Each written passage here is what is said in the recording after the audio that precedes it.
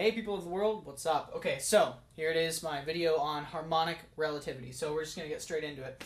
I hope you like my newly bought whiteboard. It fits perfectly right here. It's wonderful.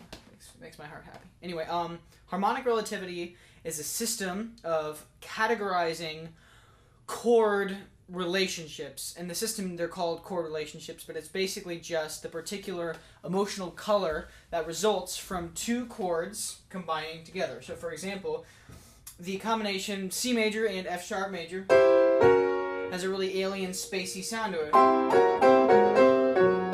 Alright? That's a chord relationship, but it's important to realize that these chord relationships are relative. So it's a little bit like Roman numeral analysis. I don't know if any of you have studied Roman numeral analysis. I'm sure many of you have, but it's slightly similar in some ways.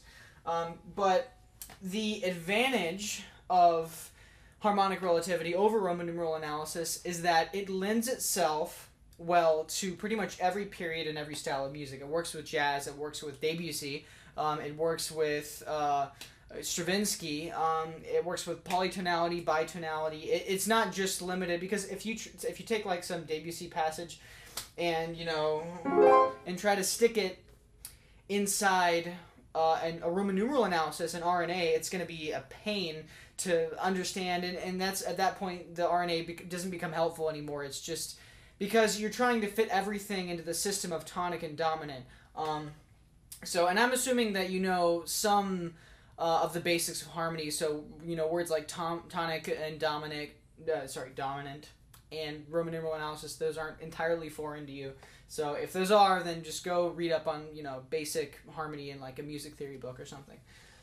So anyway, I'm going to try not to talk your ear off, and we'll get into it. But so it is relative, which means that the relationship, for example, the one we just used earlier between C major and F sharp major, isn't just about the specific chords C sharp and F sharp major, because as we know, it isn't the individual notes or combinations of notes that have characters, it's the combinations of different notes and their distance from each other. So we look at the distance of C major to F sharp, right? The distance between the root of C major and the root of F sharp, which is C and F sharp, is a tritone. So after we look at the distance between the two different chords, we also look at their individual qualities. So they're both major chords. So whenever you play two major chords that are a tritone apart from each other, you get that particular CR. Now, the nice thing about the system is that you categorize these CRs, or chord relationships, according to your own interpretation of what they mean emotionally. So like I said, this to me sounds very alien and spacey, so I kind of have it categorized in my head as kind of an alien spacey color, and when I need that color, I can pull out that CR. Now, this might seem, well, what's the use of this? It's just it's just categorizing chords. Everyone does that. Well, it's putting the system in action that can be very, very useful. So the nice thing about this system is that it works very well for film and game composers, because if you need to write a love theme, if you need to write space music, if you need to write mysterious underwater cave music, if you need to write something, with horror, if you need to write something like in a jungle, you can immediately pull out the particular CRs that you have categorized in your head. Oh, these are all the ones that sound jungly. Pull them together and make a progression out of them using this system. And the nice thing about the system is that, again, it doesn't use progressions, it uses CRs. So you very rarely are going to create a progression that someone else has used, because you're taking what are smaller, instead of just following like the directions to building a Lego set, you're taking the pieces they give you, and the pieces that you already, have, like if you're going to build a castle, you have some gray pieces and some castle-like pieces, but instead of just following the directions, you're taking those castle pieces and you're building your own castle, which still looks like a castle, but it's not the same castle that anyone else has built. It's totally unique to you. So you're using romantic, heroic, whatever the chords you need, but you are using a fundamental building blocks of them emotionally to build your own chord progression. So we'll go ahead and get right to it.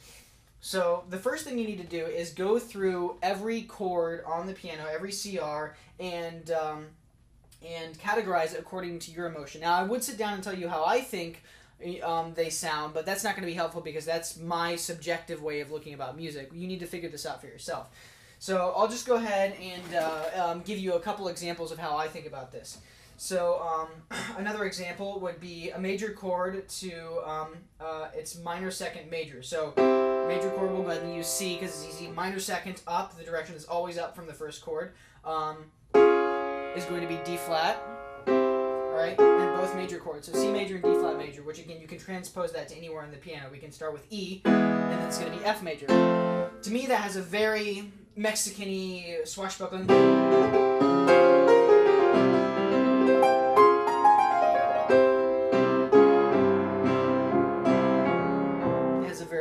Exotic sound. So if you ever need to write something exotic or maybe something foresty, and it needs to have that kind of color, you can pull it out. And side note, I do want to excuse my piano isn't too bad out of tune, but this one G, hear how terrible that is. Every other G is fine, but it's that one G that just is, it makes me want to kill myself. But metaphorically speaking. Anyway, so let's go ahead and use harmonic relativity to create a chord progression. So the first thing we need to do is assemble a list of CRs that we need for the particular music that we're trying to write. So let's see what let's go ahead and do something that's spacey sounding. All right. So I'll go ahead and use this thicker marker. So we'll go ahead and start with the Alien one, which is a major 2. It's major tritone. Now, how do we notate these CRs? Well, this is the important part. We do use Roman numerals, but they have a different function from Roman numeral analysis. So just throw all of anything you know about Roman numeral analysis out the window when we're talking about this sort of notation. So the first chord is going to be major. All right. Well, C major, but it can be any major chord. All right. So we do a capital M. All right, like this. All right, and then we do the distance between the first chord and the second chord, which is the distance of a tritone. Now I'm just going to go ahead and write out for your own information. A minor interval is going to have lower Roman numerals. So for example, if we have a minor second, it's going to look like a lowercase Roman numeral 2, and if we have a major second, you guessed it, it's going to be an uppercase Roman numeral 2. Now the only, where did I put my erasers somewhere? The only difference between, the only exceptions are going to be the perfect fifth, which is just 5, that's capital, and a perfect fourth, which is also capital, and then a diminished, which your choice, you can either write it as a lowercase 5, a diminished fifth, or an uppercase 4. It's up to you. You can change it contextually or just whatever you want. So I'm just going to go ahead and opt for the uppercase 4. All right, so major chord, uppercase 4. Wait, sorry, I'm an idiot. Kill me. You'd have to use a plus, or because I just realized that an uppercase 4 is a perfect fourth. So excuse me. So what you would use is an uppercase 4 plus a little augmented sign. So a little plus, augmented fourth. Gotta make sure you have that. My apologies. And then our second chord is major, so we have a capital M. All right, so this right here is a CR. This is going to be our first Lego building block for building our chord progression. Again, we can apply this to any chord on the piano. We can apply it to G major. First chord, plug it in. G is a major chord. Tritone up is C sharp, major, C sharp major. Right, very nice, spacey sounding chords. So it's good to name these so we can. I'll go ahead and name them just for the sake of making this video easier to explain. So we'll call this one Alien. Now I usually use anywhere between 3 and sometimes 5 CRs. I try to stick it to 3 because the simpler you keep it, the more consistent your music sounds with yourself. Because if you get with too many different CRs, it sounds like you're just playing, it sounds like you're just going randomly around the piano. Whereas if you stick to like 3 or 4 specifically colored CRs to get that effect you're going for, it makes your composition seem more coherent harmonically, if that makes any sense.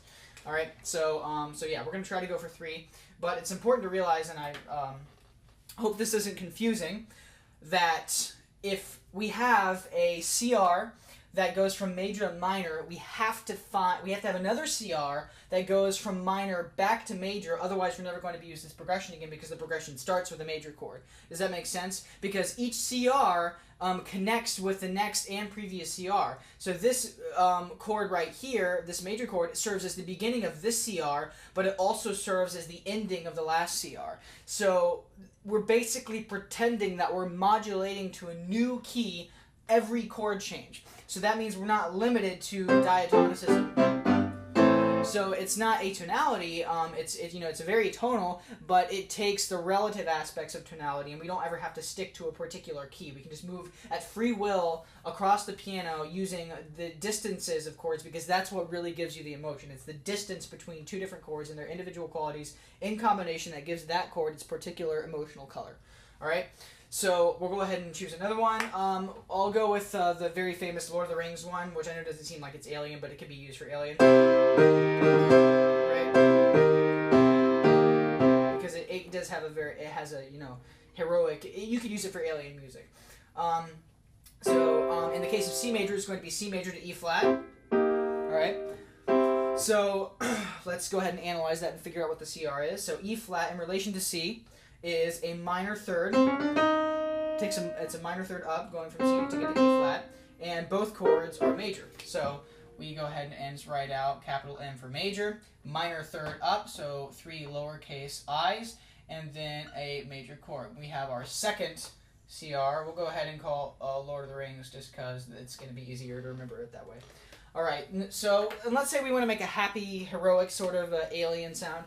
So we'll go ahead and use another major to major, because if we go to minor, then we're going to have another one, and then we're going to have too many CRs. So we'll just go ahead and choose one more. So we'll use the classic one, which is C major, again using C major to A flat.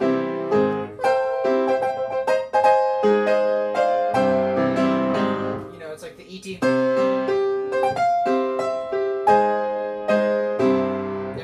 Spacey sound to it, but a little bit different from these two. So again, let's analyze that. C to A flat is going to be a minor sixth up. Alright, and again, both chords are major. So again, we'll go ahead and notate this out. Capital M. I hope you can read this. Excuse my terrible handwriting. Capital, I'm sorry. This is out of my standards. I have to rewrite that. Capital M and minor sixth up. So, V-I, yes, sorry, had a brain lapse for a second there. Alright, so this right here, we'll go ahead and call it E-T. Alright, so we have 3 CRs that we can use to build a progression. So let's go ahead and build an 8-chord progression using these 3 CRs. Alright? So, we can just pick a random key to start in, and it really doesn't matter. We'll go ahead and just go with B flat major, just because it sounds fun.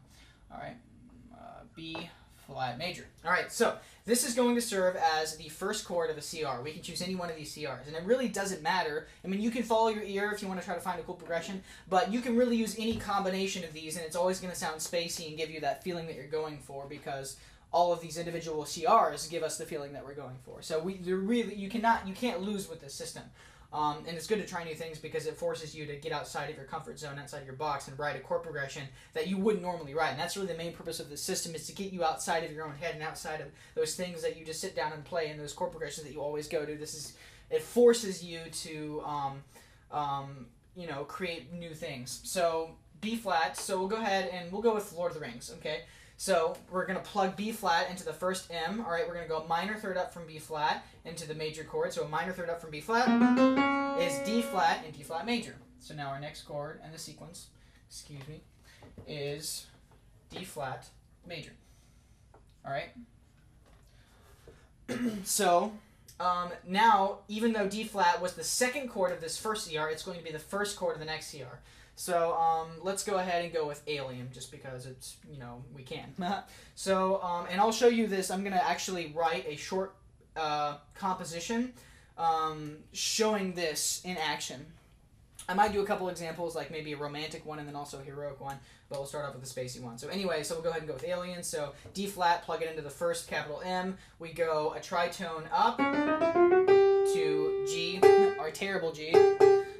More like a horror space movie. No, I'm just kidding. Yeah, so and then it's going to be major, so G major. Alright? Okay, so now G is the key we are in. So let's go ahead and just use ET because we haven't used it before.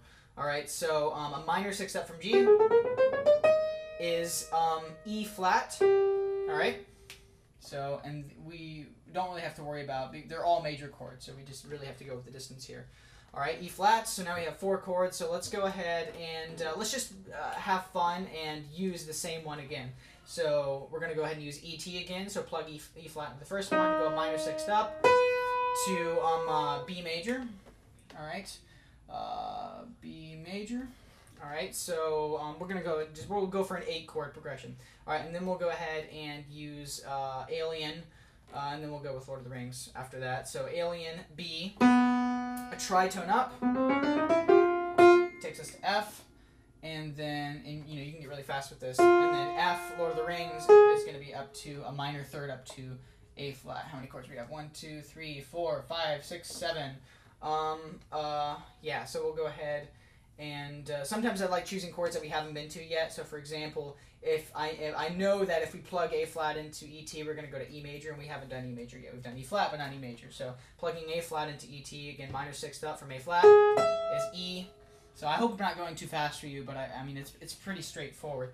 All right, and then E actually works quite well because guess what? How does E lead back to B? By a tritone. So we've used inadvertently a CR just by repeating the chord progression, so everything works coherently. I'll go ahead and play this chord progression, and you'll hear that it sounds very spacey, very, sort of space liftoff, heroic, sort of sound to it. And it's a really weird chord progression. Just reading this, you'd be like, whoa, how did he come up with this? Well, it's really easy with the system,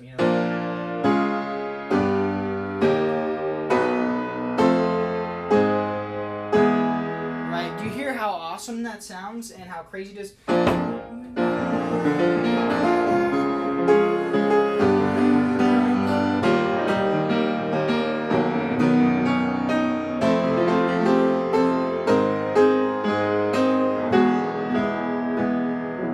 So you can, it's this crazy chord progression that we wouldn't have normally come up with, really easy using the system, and it totally gives us that spacey sound that we want. So I hope that makes sense. I'm going to go ahead and just write a quick, 8-bar composition orchestrally using this chord progression that we've come up with, and then we'll go ahead and do a couple more examples after that. So I will see you at my computer. Alrighty then, so this is just a quick composition I sketched really hastily, so not necessarily the best thing in the world, but just to give you an example of how you could use the chord progression that we created for some, epic, spacey thing. So I'll go ahead and just play it.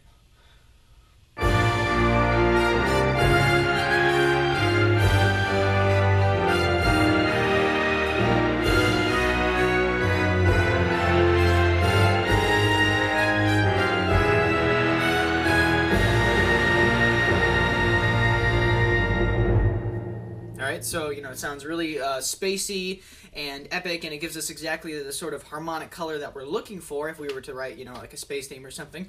But it sounds totally unique, and we created a progression that we wouldn't normally have thought of if we were just creating harmony by our, conventional means, or just by, messing around on the piano. So, yeah, so don't worry if you didn't quite understand the details of the system if I was going over it too fast. We're going to create a couple of more progressions, so you'll get it by that time. So let's go back over to the piano.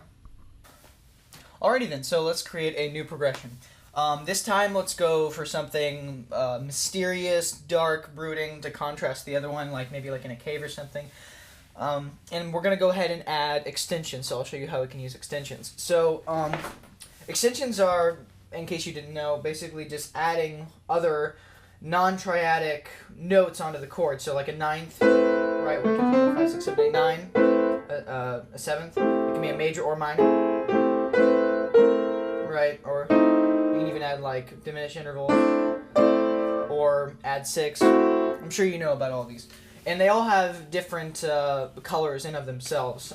So for example, the add 6, Dorian add 6. So on a minor chord, so A minor, add 6 would normally be F, but we sharp it because it's a Dorian add 6. A Dorian is one of the Greek modes. If you don't know what the Greek modes are, go study up on that. So to me, that always has a sort of watery, kind of a creepy sound, so we might find use for that. So those are the two main extensions we're going to use. We're going to use that one. All right. So minor chord, add Dorian 6th, and also add major 7th. So minor chord, add major 7th, which has a very like, what's going to happen kind of sound to it, which is, can be, you know, very useful for this type of underground sound. So, yeah, we're gonna go ahead and choose some chords. So the first one that I like to use for these types of things, we'll start all of them with A minor, just because it's the relative minor of C major, so no accidentals. Is A minor to C minor. So analyzing that, up a minor third. They're both minor chords, so it should make sense by now. Lowercase m for the first chord. It's a minor third up, lowercase Roman numeral 3, and then another minor chord. This is our first one. Now that to me kind of sounds a little bit Skyrim-y, like a Skyrim dungeon, so we'll just call it Skyrim. And the only reason we're naming it is just to make this video, you know, just to make it easier for you to keep track of the chords. Now we might go with maybe 4 just to shake things up rather than 3. The next one we're going to be using is a major third up, which sounds like this. Right? Alright. So, very useful. Now, well, let's go ahead and write this one down, and then I have kind of a little monologue to tell you. So, a major third up is C sharp from A. Alright? Again, both minor chords, so really simple. We just go with M, and then we go with capital, because it's a major 3, and then lowercase m, and we'll just call it Lord of the Rings. I know we call the other one, but this is a different Lord. This is like a dark Lord of the Rings, so. Alright, and it sounds a little Lord of the Rings, and I'm sure Howard Shore has used it at least once in the series. So, anyway, what I wanted to say was a useful tip for finding extra chords is to invert the chord relationships that you already have. So, like, if you're trying to find more chord relationships that have the feeling of one that you've already found, you can invert them, and I'll show you what I mean. So, for example, going back to the space one, you might remember the ET one, which in the case of C major went to A flat, minor 6th up, right? Well, let's invert the interval, all right? So, if we take a minor 6th, what does it invert to? We put the C, the bottom note on top.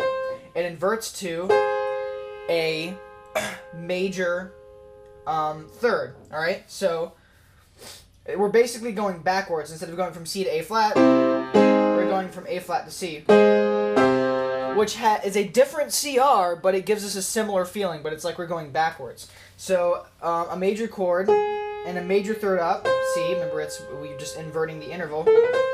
So now we have another CR that we can use. So we can use it in the context of C. A major third up is E major. So we've gotten another CR by inverting the CR that we already have. Because remember, it's the distance between two chords and the chord's individual quality, whether or not they're major, minor, yada yada, that makes it sound the way that it does. So if we invert the interval, we're actually getting the same distance harmonically. We're just, instead of going from this to this, we're going from this to this. Does that make sense? So that's a tip. If you ever are trying to find more CRs, chord relationships, and you're running out of ideas, just take ones that you already have and invert them, and you'll get a different feeling, or a different variation on the same harmonic color, if that makes any sense at all. And if you guys have any questions about any of this, feel free to inquire in the comments. I hope I'm not going too fast. I'm trying to explain things well, but I don't want to be really slow, because that's how most videos on YouTube are, and they're just really boring, to me at least. And I'm assuming that you have a basic musical knowledge to start with. Anyway, monologue over. So continuing, so we're gonna go ahead and do that with this one. The major third inverts to, moving the A up, and inverts to a minor 6th. All right. All right. So our first chord will just is gonna be minor, a minor 6th up to another minor chord. Alright, so we're using an A minor. A minor 6th up is going to be F, F minor. A very famous chord structure because it's Darth Vader's theme. Right? So I'm sure you recognize that. So we'll go ahead and call it Vader, just because it's easy to remember like that. All right. And just for the sake of learning, we'll go ahead and invert this one as well. So this is a minor third, which inverts to a minor third inverts to a major sixth. All right. And just to let you know, just a little tip there: if you invert an interval, its opposing interval is always going to add up to 9. So if you have a third and you want to figure out what its inversion is, you can automatically just think, well, what plus 3 is 9? Well, it's 6, so you're going to get a 6. And if it's a minor, it's going to be major, and if it's a major, it's going to be minor, and if it's just a perfect fourth or a perfect fifth, it's just going to invert to it's not going to have a major or minor. So just a little tip there for inverting. So anyway, yeah, we're going to go ahead and do that with this. Skyrim inverts to, what did we just say, a major sixth. So minor chord, major sixth. All right. And then minor. So now we have 4 CRs, and they all work well because they're all minor chords, so they lead well into the next one. What are we going to call this? So let's just go ahead and play it. So that's an interesting sound. I like it.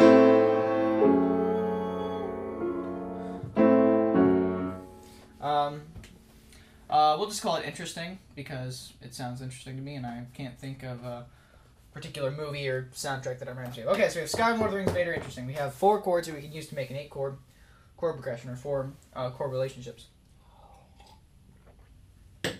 All right, so once again, let's just start off in any random key.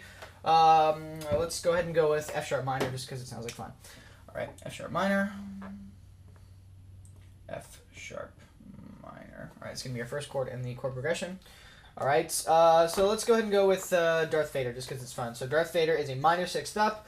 So a minor sixth up from F sharp is going to be D. All right, so and it's minor, of course. They're all minor chords, so D minor. And after this, I'm going to do one, or probably after this video, I'm going to do this one, and then I'm going to do another video where we mix major and minor chords, and we also talk about a couple of other concepts, which I don't want to get into at the moment, but that could be useful to you, especially if you want to write something jazzy. So, but anyway, D minor. Let's go with Darth Vader again, just to be fun. All right, so. Minor sixth up again from D. It's going to be B flat. B flat minor. Alright, so, and now let's use Skyrim. So, that's going to be a minor third up from B flat is D flat minor, which we'll just call C sharp minor because the orthography is easier. C sharp minor. Alright. What have we not used? We haven't used Lord of the Rings. Let's use Lord of the Rings. That's a major third up. So from C sharp, a major third up is going to be F minor, of course. So how many chords? We have 1, 2, 3, 4, 5. So we just need 3 more. We'll use interesting because we haven't used it yet, and it's interesting. So that is a major sixth up. So it's going to be going from F minor, a major sixth up, to D minor. All right. So actually, you know what? This is kind of a little rule that I have for myself. If I've already used the chord D minor in the series, you can use it again and it'll sound fine, but I kind of like to stay away from that because it gives a greater sense of wonder when you're constantly going to what feel like new chords. And it also gives you new opportunities for orchestration later. So because of the fact that we've already used a D minor, I'm going to try and go for something else. So let's go ahead and use the Darth Vader one. Well, actually, Darth Vader is going to take us to C sharp minor, so let's see if we can find one that takes us to a chord that we haven't been to yet. So, Lord of the Rings. Okay, that's a major third up, so that's going to take us to A minor from F, major third up, and we haven't used A minor yet, so hallelujah. All right. So now we're at A minor. Now let's see if we can find another chord that we haven't used in the series yet. So interesting is going to take us up to F sharp minor. We've already used F sharp minor. Vader is going to take us to F minor. We've already used F minor. Lord of the Rings is going to take us to C sharp. Skyrim is going to take us to C minor, and we haven't used C minor, so we'll go with C minor. All right, now I'm going to go ahead and use Vader because Vader is going to take us to A flat. I'm not spelling out the intervals because I'm assuming you understand what we're doing at this point. I just don't want to have to explain it every time. So using Vader, minor sixth up is going to be A flat minor, which we haven't used yet. A flat minor. So 1, 2, 3, 4, 5, 6, 7, 8. All right. So yeah, so now all we can do is we can add extensions onto the chord as we see fit. But remember, we're only going to use add Dorian 6 and add major 7 because they both give us the feeling we want. That sort of, you know, creepy, mysterious underwater cave, you know, type of thing. It doesn't necessarily have to be underwater, but it just makes you think of water.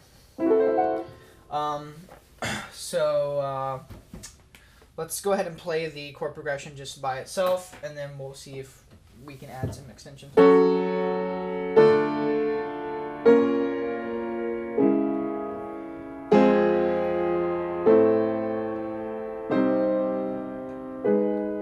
Alright, that sounds really nice. I like it a lot. Alright, so let's go ahead and just maybe... I don't quite like that. I'm just trying out the sixth. Yeah, I like that. So F sharp minor, if we add a major seventh onto F sharp minor, it's going to give us this F, which serves not only as the major seventh of F sharp minor, but also as the third of D minor. And having notes in common with the next chord is very useful in orchestrating because you can hold those notes over into the next bar, and it makes voice leading. It makes your voice leading better, as well as it makes the whole composition seem more cohesive. Like you're just slipping into the next chord rather than like just going all out. So let's go ahead and add major seventh onto this. So major seventh. All right, major seventh. So I like D minor just like flat D minor. I like going from D minor to B flat minor with a major seventh on.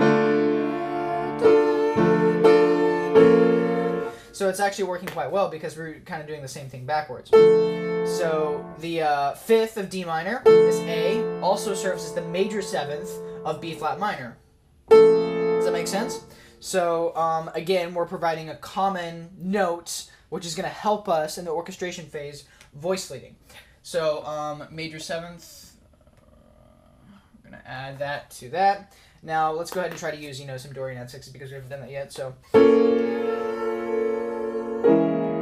I really like the sound of that. Going from the B flat minor major 7 to C sharp minor Dorian add 6. That has a really nice sound to it, in my opinion. So we're gonna go ahead and just add 6, and I'm just gonna write D6. Oh, poop. Sorry, I've always been terrible with a whiteboard marker. I hate whiteboards. No offense, whiteboard. I hope you don't take offense to that. Okay, so oh, and I like going just to a straight F minor. And you can see it sounds nice when you go in between pure chords and extension chords because it feels like an ebb and flow. Like, what's gonna happen? This is gonna happen. What's gonna happen? What's gonna happen? This is gonna happen. If that makes any sense, like you're like building up tension and then releasing it. Even though you never lose that mysterious feeling, but it just you get a nice ebb and flow. Yeah. So let's just play. So we liked F minor. All right. I like going from F minor to A minor, just pure chords, and then because of the fact, again, common tone that. Similar to what we had over here, C is the minor third of A minor. It's also the major seventh of C. Wait, sorry, I'm an idiot. Kill me. I misread that. This is C minor, not C sharp minor. So yeah. So I like these the way they are. So sorry, I misread this as C sharp minor. My apologies. Oh, I like that. Going from C minor to A flat minor, add 6. So we'll go ahead and do an add 6, and then it balances it out. So we have 2 major sevenths and 2 add 6. All right. So yeah, Dorian add 6. All right, so now, once again, we have created this crazy progression that seems nuts that we would have never come up with normally, but using the system, it was easy peasy. So I'll go ahead and see if I can play this chord progression.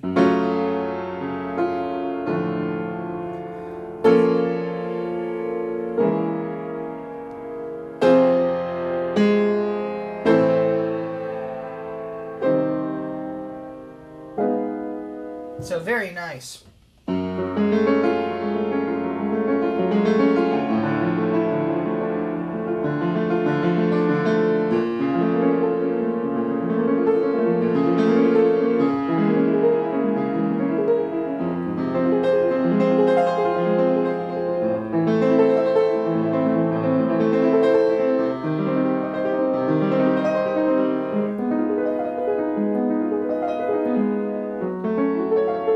And it actually, once again, it's amazing how these things just have a way of working themselves out. A flat minor with a major 7th, the Dorian add 6 of A flat minor, which is going to be F, right, is also the major 7th of F sharp minor. So we've inadvertently given ourselves another common tone between the ending chord and the beginning chord. Sometimes it doesn't work out that way, but for some reason, I don't know why, if there's a theoretical mathematical reason, but it just seems like when you follow this system, the ending chord always seems to automatically lead well back into the beginning chord without you even having to try. I'll go ahead and stop monologuing. So I hope that made sense. Added extensions made it a little more complicated.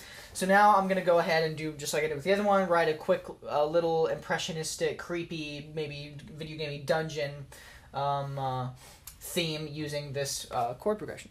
So I'll see you at the computer. Alrighty then, so here, once again, is a hastily written and orchestrated cue that uses the chord progression that we came up with. So I'll just go ahead and play it just kind of like a creepy underwater Zelda Skyward Sword temple music type thingy.